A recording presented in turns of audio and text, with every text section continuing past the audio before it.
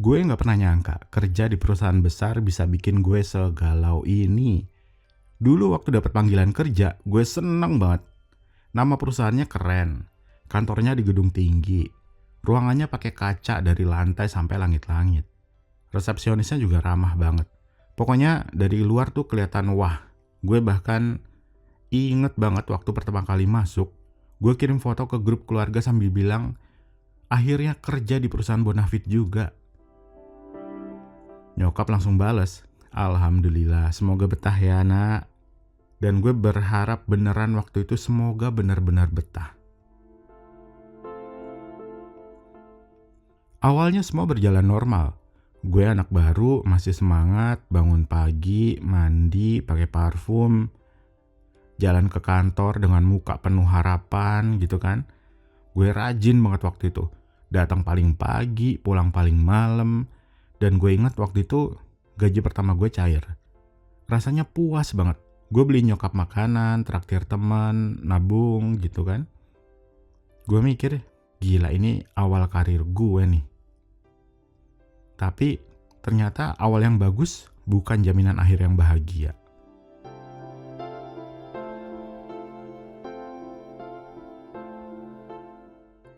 Masuk bulan ke-6, mulai ada tanda-tanda aneh. Awalnya kecil, kayak, kok reimburse bulan lalu belum dibayar ya? Terus, kok invoice ke vendor belum di-approve juga? Kita semua masih cuek, mikirnya wajar lah. Perusahaan gede kan, prosesnya lama. Sampai akhirnya, bulan berikutnya gaji gue nggak masuk. Tepat tanggal 25. Gue buka M-Banking kayak biasa, siap-siap lihat angka manis di saldo gitu kan. Tapi, nol, nihil. Gue refresh, keluar masuk aplikasi, tetap nggak ada. Gue pikir sistem error nih. Tapi waktu gue lihat grup kantor, udah rame. Kalian gajian udah masuk belum? Belum juga nih. Katanya sih delay dikit guys. Delay dikit katanya. Tapi seminggu lewat belum juga masuk. HRD ngadain meeting dadakan. Dia bilang, teman-teman mohon maaf ya ada sedikit kendala cash flow. Tapi perusahaan berkomitmen buat tetap bayar semua hak karyawan. Jadi mohon bersabar ya. Kita semua diem aja, gak ada yang protes. Namanya juga bulan pertama telat masih bisa maklum lah. Tapi waktu bulan kedua, janji itu mulai kedengeran basi.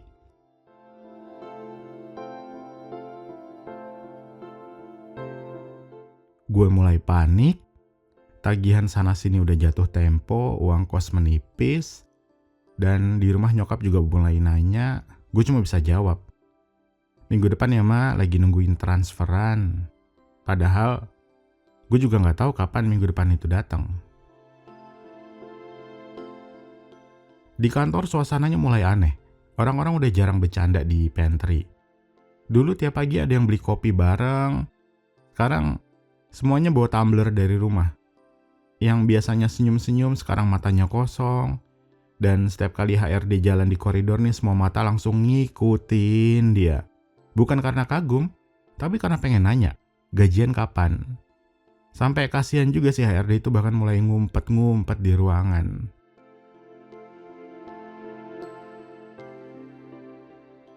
Yang paling ngeselin sih bos gue, Pak Rudi.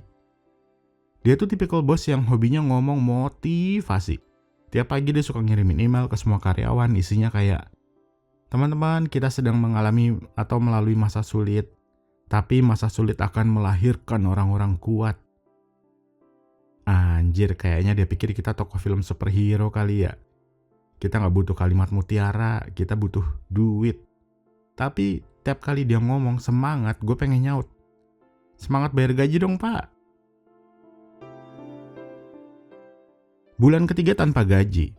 Satu persatu temen mulai cabut. Pertama si Fajar, anak finance. Dia diam-diam ngelamar di tempat lain. Dan pas dapet dia kirim surat resign yang cuma 1 kalimat. Terima kasih atas pengalaman yang berharga. Abis itu hilang. Katanya sih dia udah kerja di perusahaan startup lainnya yang beneran gaji lancar.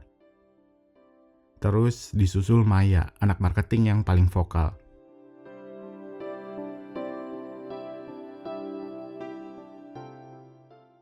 Dia sempat ribut di meeting. Gue inget banget momennya.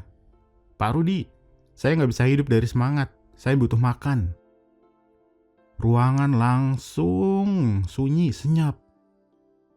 Pak Rudi cuma bilang dengan suara tenang, "Mbak Maya, kalau nggak tahan, silakan evaluasi.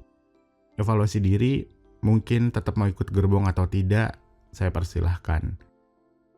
Gila. Dan beberapa jam setelah itu Maya keluar, ninggalin semua barangnya di mejanya. Gue dengar katanya dia langsung blok semua grup kantor.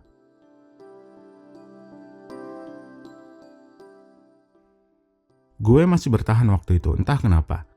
Mungkin karena gue gak punya pilihan, CV gue masih polos, tabungan tipis, dan gue takut kalau resign malah makin susah cari kerja. Gue pikir, ya udahlah, sabar dikit lagi, mungkin bulan depan cair gitu. Tapi tiap kali gue mikir gitu, realita kayak ngetawain gue. Gue inget banget. Di bulan keempat, listrik kos gue hampir diputus. Gue minjem duit ke teman kuliah alasan klasik.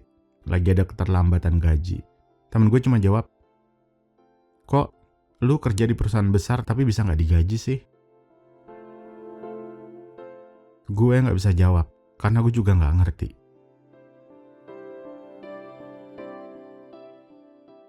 Suatu hari HRD ngundang meeting besar, semua divisi wajib datang. Gue kira bakal ada kabar baik, tapi ternyata enggak. HRD ngomong dengan muka pucat, "Teman-teman, kami mohon maaf, ada masalah serius. CFO kita sedang dalam proses hukum dan keuangan perusahaan sementara dibekukan." Semua langsung heboh. Ada yang teriak, ada yang ngedumel. Lah, terus kita makan apa? Perusahaan segede ini kok bisa gini sih? Gue duduk diem. Tangan gue dingin banget. Jadi selama ini alasan telat gaji bukan karena sistem, tapi karena duitnya emang gak ada. Setelah meeting itu, suasana kantor kayak neraka kecil. Orang mulai cari kerja diam-diam, ada yang ngetik CV di jam kantor, ada yang wawancara lewat Zoom di ruang meeting kosong, bahkan ada satu orang yang terang-terangan buka laptop dan nulis surat resign sambil makan siang.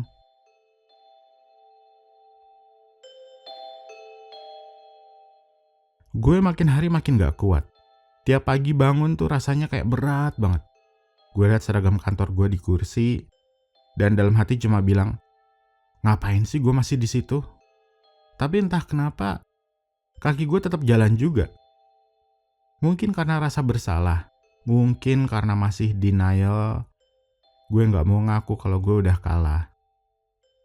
Sampai akhirnya kejadian kecil yang bikin gue sadar. Waktu itu jam 3 sore, gue lagi ngerjain laporan. Tiba-tiba printer kantor mati. Paper jam katanya. Gue jalan ke ruang IT buat minta bantuan. Di sana gue liat si Andra, anak IT yang biasanya paling kalem, lagi duduk di lantai sambil nunduk, matanya merah. Gue nanya, "Lu kenapa, Mas?" Dia jawab pelan, "Istri gue baru lahiran kemarin. Gue gak punya duit buat bayar rumah sakit." Gue gak bisa ngomong apa-apa, dan disitu gue ngerasa ini udah kelewatan. Ini bukan sekedar masalah delay gaji, dan ini udah ngancam hidup orang. Malamnya gue buka laptop di kamar. Gue buka folder dokumen kantor, lihat semua kerjaan yang udah gue kerjain, laporan, proposal, rencana proyek. Gue lihat nama perusahaan di header, terus gue mikir, buat apa gue masih bela-belain tempat yang bahkan gak peduli sama gue. Gue akhirnya nulis surat resign, isinya pendek aja. "Saya mengundurkan diri per tanggal 5. Terima kasih atas kesempatannya." Gue ngetik pelan tapi tangan gue gemeter. Rasanya campur aduk banget. Takut, lega, sedih, tapi juga kayak akhirnya sadar. Gue udah cukup sabar. Besok paginya gue kasih surat itu ke Pak Rudi. Dia baca terus ngelus dagunya kayak mikir dalam banget. Yakin mas? Katanya. Gue jawab, yakin pak. Yakin? Dia diem bentar terus bilang, ya sayang banget. Padahal kamu termasuk yang saya andalkan. Gue cuma senyum. Iya pak, tapi saya juga harus mikirin hidup saya. Dia cuma ngangguk, gak bisa ngapa-ngapain. Sorenya beberapa teman gue nyamperin.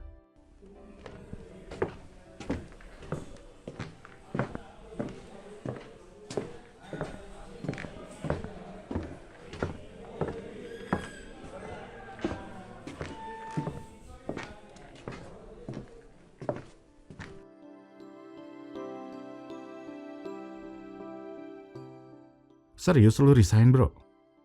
Gue ngangguk. Wah gila, berani banget lo. Dan gue cuma ketawa pahit, berani karena gak ada pilihan. Hari terakhir gue di kantor suasananya sepi banget. Gue beberes meja, masukin barang ke tas, muk hadiah ulang tahun, notes, terus satu foto bareng tim waktu outing dulu. Sebelum semua ini berantakan. Gue lihat satu-satu meja temen gue yang kosong. Banyak banget yang udah resign diem-diem. Sebelum pulang gue ke pantry sambil ngambil air terakhir kalinya. Lihat jendela yang ngadep keluar. Terus di luar orang-orang jalan, sibuk, bebas. Gue ngerasa aneh. Selama berbulan-bulan gue terjebak di rutinitas yang bikin gue mati rasa. Dan sekarang akhirnya gue bebas. Pas gue keluar gedung, gue sengaja nengok ke belakang. Gedung tinggi itu kelihatan megah, tapi buat gue udah kayak penjara kaca. Gue senyum dikit terus jalan pelan-pelan.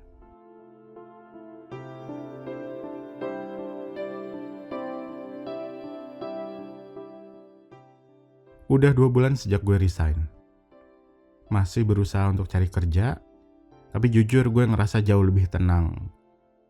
Gue masih pusing soal duit iya, tapi gak ada lagi tekanan buat pura-pura kuat di tempat yang udah gak manusiawi. Gue kadang masih kontak beberapa teman lama, katanya kondisi di sana tuh makin parah. Banyak yang masih belum dibayar sampai sekarang. Investor gagal masuk, CEO kabur ke luar negeri, dan perusahaan itu pelan-pelan mati. Mereka bilang, lu beruntung udah keluar duluan. Gue cuma bisa bilang, bukan beruntung. Gue cuma akhirnya berhenti berharap.